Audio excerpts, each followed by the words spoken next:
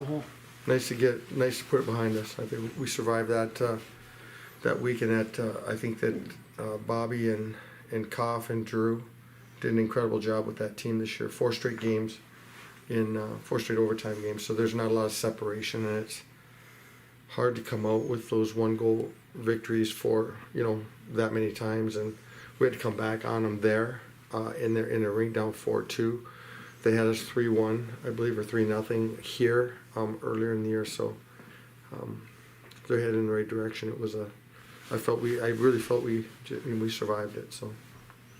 What does it feel like to move past the team that seems to counter our system so well? They all counter your system. We still got to play faster. We still got to manage the puck better. I felt that, I thought we had a good first period tonight. We had a good half of a period, first period last night. But I thought our overtime, the complete overtime tonight was our most balanced that we had.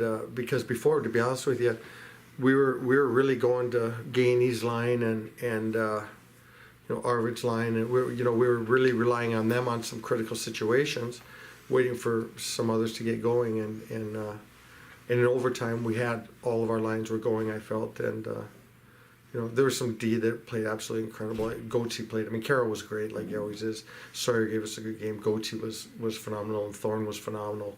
Leiper was pretty good, but I thought Thorne and Goetz really stepped up when Bucks went out, and that was absolutely huge for us.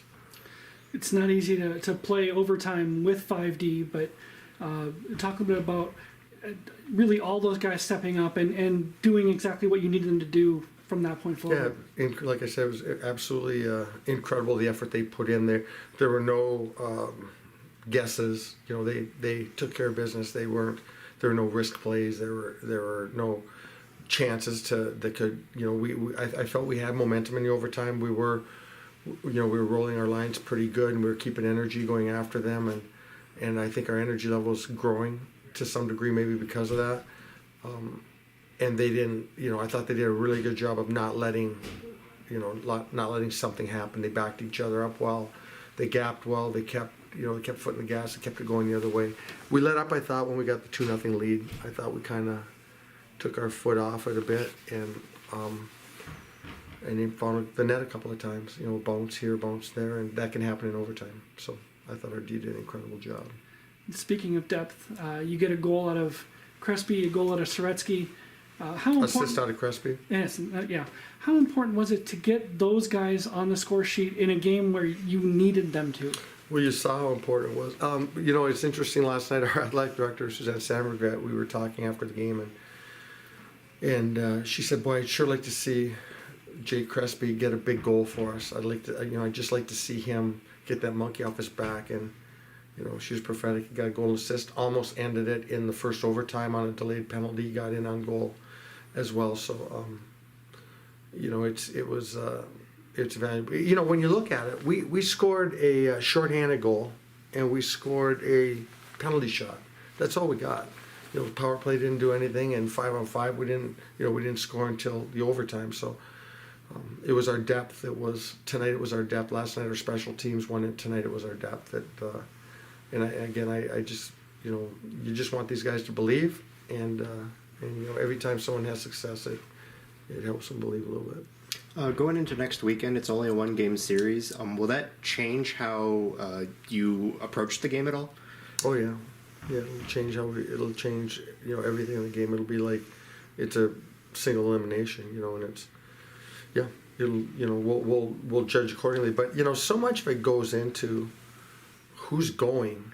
Like I said, we if you saw, I don't know minutes wise, but Gainey's line, Arvid's line, those lines played significant minutes. It's not like they got 6, 7, 8, 9 minutes. Now there were more minutes in the game, but I bet you they were up, 18, 19, 20 minutes in the hockey game, which was critical for us. So whatever line's going, you have to give them a chance to go. And tonight it was obviously Gainey's line was going. Gainey scored last night, so that's a big effort out of those guys, and so they were pivotal, vitally important to us.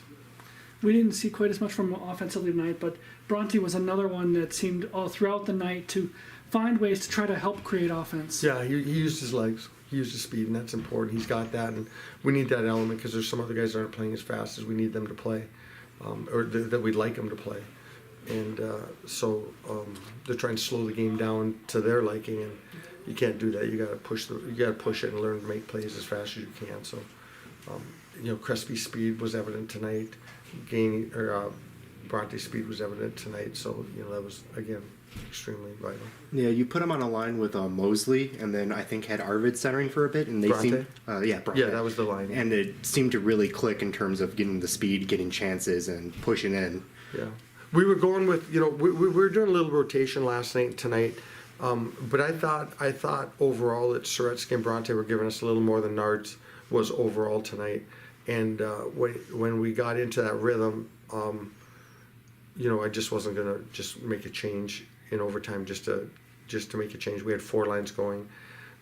I did think about a couple times getting Nards out there, for some fresh legs and things like that, but I felt that I felt we were a little bit fresher than Ferris was. It looked. I think we wore him down a little bit with that long change in the second period or in the first overtime.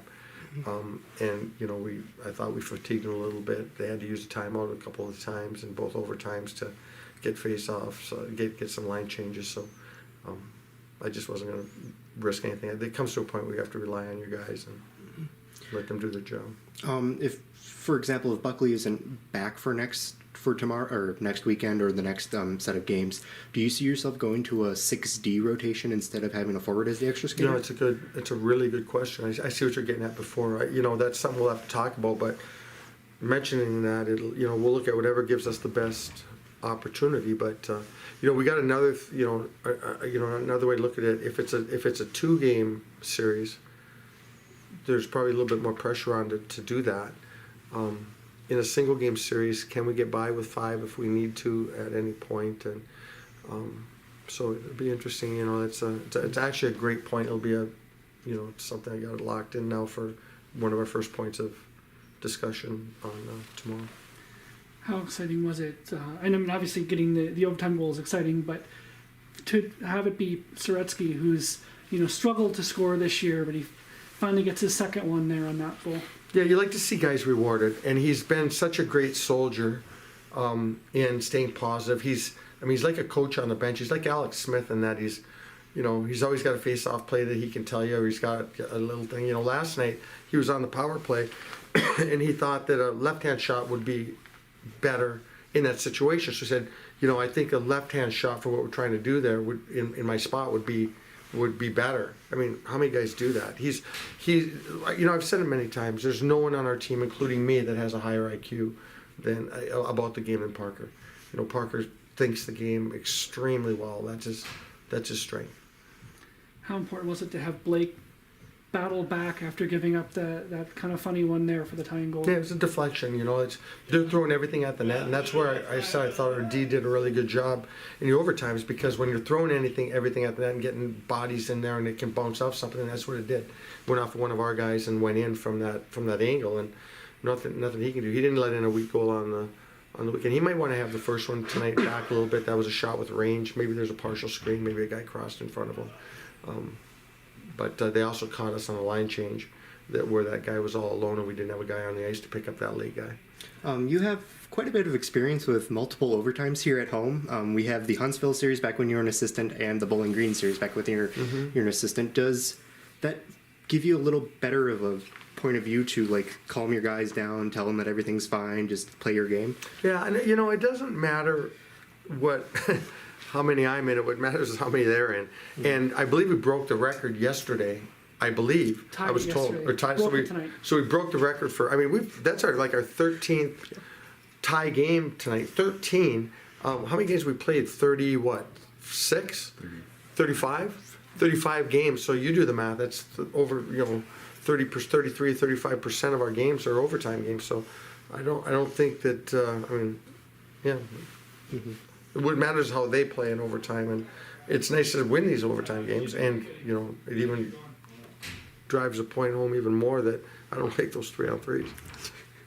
Finally, with the win tonight and with BC sweeping UMass, we are now in 11th in the pairwise. And if UMD takes a loss tonight against St. Cloud, we move up to 10th. How nice is it to be in more or less a safe spot when it comes to the national tournament for an at-large bid? Well, whatever we get, we've earned. So when that's over, that's over. We're right now on, everything right now is single game from this right on through to the last game of the year. The series are done, and it's nice to, win this series, and we'll take that.